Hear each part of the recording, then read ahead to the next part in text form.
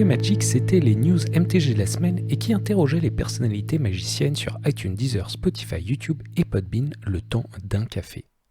Cette semaine, après 100 semaines à avoir délivré sans faute les actualités de notre monde préféré, je passe à autre chose.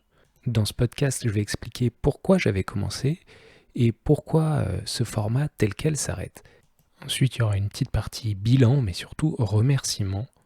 Et puis, il va y avoir une troisième partie transmission dans laquelle je vous dirai ce que j'ai appris dans la confection d'un court podcast d'actualité de Magic. Et pour quelqu'un qui voudrait éventuellement reprendre le flambeau, vous aurez les infos. C'est parti pour l'épisode 100. Ce podcast, je l'ai commencé lors du tout premier confinement dû à la première vague de Covid parce que j'étais à la maison, j'avais des vacances imposées, j'avais du temps et moi j'ai besoin d'un creative outlet comme disent les anglo-saxons, quelque chose de créatif à faire. La musique c'était pas facile à ce moment-là et ça faisait un moment que je voulais faire un podcast. J'ai toujours été dans le groupe d'amis et joueurs de Magic la personne qui était le plus au courant de ce que Wizard a dit, quels sont les changements sur l'Organized Play ou que veut dire ce nouveau type de booster, tout simplement parce que je fais un travail de renseignement tout le temps sur Twitter, une veille des infos. Cette veille des infos, en fait, ça veut dire concrètement que je traînais sur les réseaux sociaux un petit peu trop, enfin au moins 1 heure tous les jours, et du coup je m'étais rendu compte pendant ce confinement, voilà un sujet dont je peux parler au sein d'un podcast. Parce que lorsqu'on fait un podcast, finalement, le plus difficile à trouver, c'est de quoi on va parler.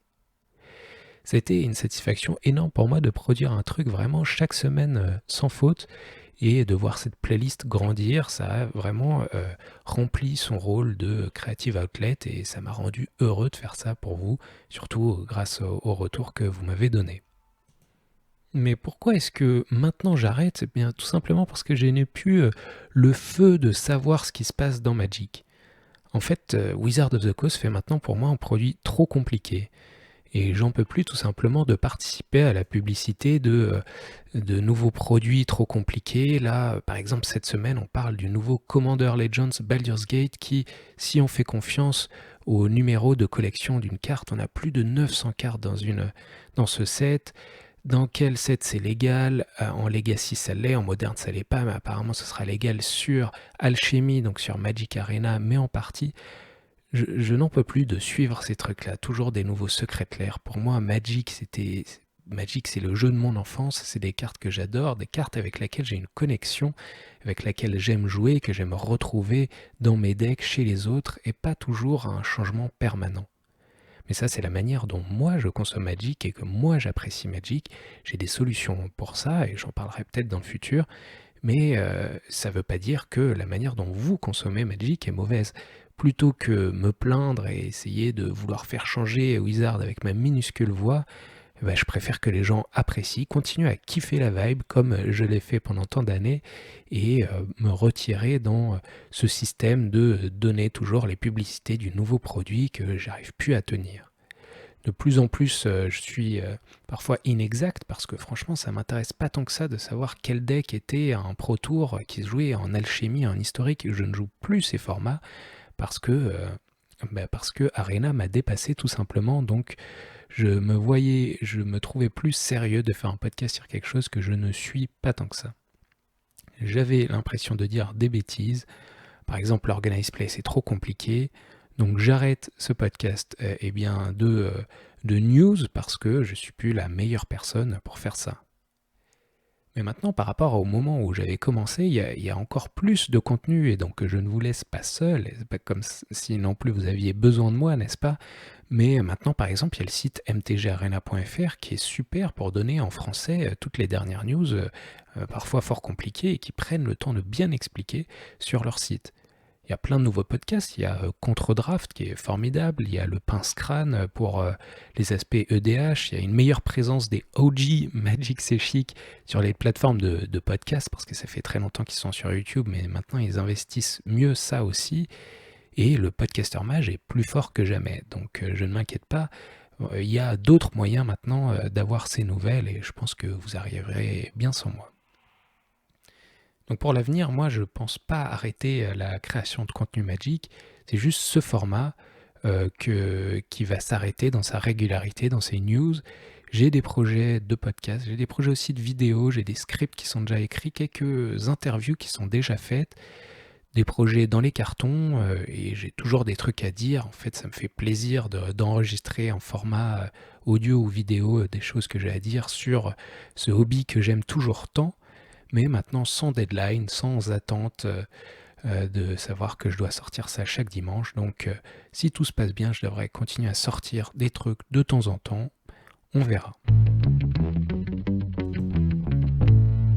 Je vais pas faire comme si durant ces 2 ans presque exactement, j'avais obtenu un public comparable par exemple à des youtubeurs, on parle de millions.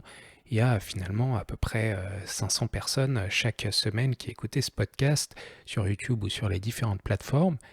Et donc si on compare parfois aux chiffres dans les médias, ça paraît peu, mais pour moi c'est énorme de savoir qu'il y a des gens qui étaient prêts à m'écouter chaque semaine. Et vraiment, je vous remercie de m'avoir écouté. Ça m'a fait super plaisir de vous voir.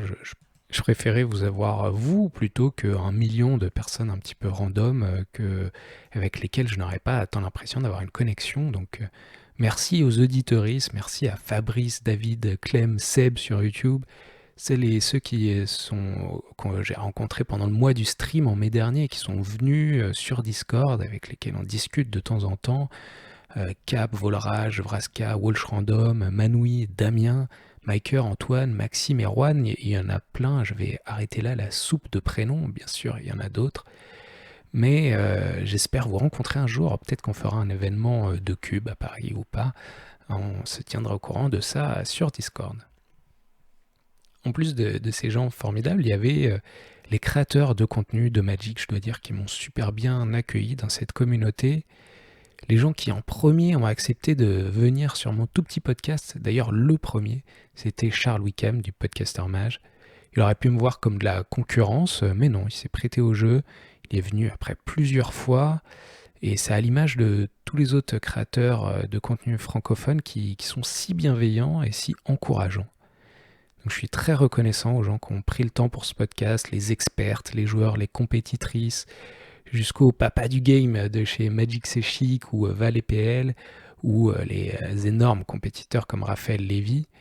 Il y a aussi Bandy qui a eu un rôle fédérateur dans cette communauté. Il nous apporte beaucoup. Et une communauté, c'est ce qu'on en fait. Et cette communauté, elle est super belle, donc bravo à tout le monde. Il y a aussi Wizard qui a commencé à m'offrir un peu de soutien en me donnant de temps en temps des boosters. À un moment, j'avoue, j'étais un peu découragé et ça m'a simplement redonné le courage pendant 1 an de plus de continuer à faire des épisodes parce que la CM, la Community Manager, fait vraiment du travail formidable et donc j'étais reconnaissant, et je suis toujours très reconnaissant de bénéficier de ça. Comme le dit Josh Liquai de Command Zone dans un long entretien avec le professeur de Tolerant Community College, la concurrence dans la création de contenu Magic, c'est pas les autres vidéastes et les autres podcasteuses. C'est Netflix, c'est la télé, c'est les activités qui nous sortent de Magic. Notre amour du jeu Magic est communicatif et tant qu'il n'y a pas plus d'heures de contenu MTG chaque jour qui est publié, on sera loin de parler concurrence et on pourra faire des choses ensemble et toujours plus belles, mieux produites. Et je dis pas ça tant que ça pour mes camarades créateurs et créatrices de contenu parce qu'ils le font déjà, mais juste pour vous dire à vous les auditeuristes la bienveillance de ce milieu. Et si vous voulez venir, vous serez sûrement, vraisemblablement, bien accueillis. Et donc cette dernière partie est pour toi qui te dis pourquoi pas moi? Moi aussi j'aimerais bien faire du podcast, éventuellement j'aimerais bien parler des news de MTG parce que moi je suis hypé de ouf chaque semaine, il y a toujours des choses à discuter. Si vous voulez faire un podcast, vraiment c'est parfait de parler de Magic parce qu'il y a toujours de nouvelles histoires et je vous encourage, Café Magic s'arrête et donc ça peut être aussi l'occasion de démarrer pour vous. Et donc en sommaire, je vais vous donner des notes générales, parler un petit peu de matériel et de mon processus, et ce que j'ai découvert, et qui pourra peut-être les trucs que j'ai pas trop entendus, et qui pourraient vous aider, vous. Déjà, de manière générale, j'ai envie de dire, si vous voulez faire un podcast, il faut faire un podcast. Il faut faire. Il Faut pas passer du temps, trop de temps à réfléchir, à écrire, à faire des grands projets. Il faut faire, ne serait-ce que pour vous-même avec votre téléphone. Vous pouvez, rien que vous enregistrer tout seul sur votre téléphone pendant 10 minutes à parler, ça donne une bonne idée de ce que c'est. Vous pouvez essayer d'y ajouter un jingle ou deux, faites des trucs juste pour vous au début, pas besoin de le publier, et après vous pourrez publier. N'attendez pas que ce soit parfait. Il faut faire et après s'améliorer plutôt que de chercher le projet parfait, chercher la perfection et ne finalement jamais rien produire, ne jamais rien faire. Le plus dur quand on choisit, quand on veut faire un podcast, c'est de trouver de quoi dire et de quoi parler et quand, comme je l'ai dit juste avant, Magic c'est vraiment super pour ça. Moi perso, j'étais déjà sur Twitter à apprendre toujours toutes ces news et vous pouvez faire pareil si vous suivez les sources de contenu et les sources de news, vous pourrez assez facilement avoir toujours quelque chose à dire. Le matériel, faut pas trop se prendre la tête. Commencez même avec votre ordinateur, votre micro intégré la première fois, votre micro de Skype, votre téléphone pour peut-être le premier épisode. Et après, j'ai déjà fait une vidéo là-dessus sur le matériel, mais n'allez pas chercher trop loin. Les gens ont tendance à se perdre là-dessus. Un micro USB ou alors, moi je vais vous dire ce que j'utilise, c'est un micro de chez Shure SM58, je le branche dans une carte son Scarlett Focusrite, tout simplement parce que c'est du matériel qui peut se réutiliser éventuellement si je veux refaire de la musique. Et après, j'utilise Ableton qui venait avec cette Focusrite, mais vous pouvez utiliser Audacity, c'est gratuit et c'est très bien. Et ensuite, pour la vidéo, moi, pour publier sur YouTube, j'utilise tout simplement l'application de Windows. Ça s'appelle plus exactement Windows Movie Maker, mais c'est à peu près ça. C'est méga simple, mais ça suffit. Et vous, si vous avez un Mac, vraiment GarageBand plus iMovie, c'est super pour commencer et pendant très longtemps. Et enfin, pour publier à plusieurs plateformes, l'important c'est de pouvoir mettre son podcast sur une plateforme qui va donner un flux RSS qui sera récupérable par Spotify et compagnie. SoundCloud, c'est pas terrible a priori pour ça, mais après il y a plein d'autres bons choix. Le pince-crâne utilise Ocha, moi j'ai utilisé Podbean tout simplement parce que c'était ce qu'utilisait le podcaster Mage et je me suis dit que c'était un bon argument pour choisir ça parce qu'ils avaient déjà leurs auditeurs avec cette application-là. Mais moi mon truc que j'aimerais vous donner c'est une fois que vous avez compris les étapes et techniquement comment ça marche, concentrez-vous un petit peu sur le processus. Moi, j'utilise beaucoup de templates. J'ai un template pour écrire mes scripts. J'ai un template sur Ableton pour mes sessions où j'ai toujours déjà les jingles de près. Pour même le texte que je vais utiliser dans la publication, j'ai un template. Et donc, essayer un petit peu de rationaliser tout ça parce que ça aide beaucoup. Et quand c'est plus facile, on a plus la motivation de continuer. Et enfin, je vous encouragerai à travailler au fur et à mesure des épisodes sur votre diction, sur parler de manière sûre, pas hésiter, pour avoir moins d'édition à faire.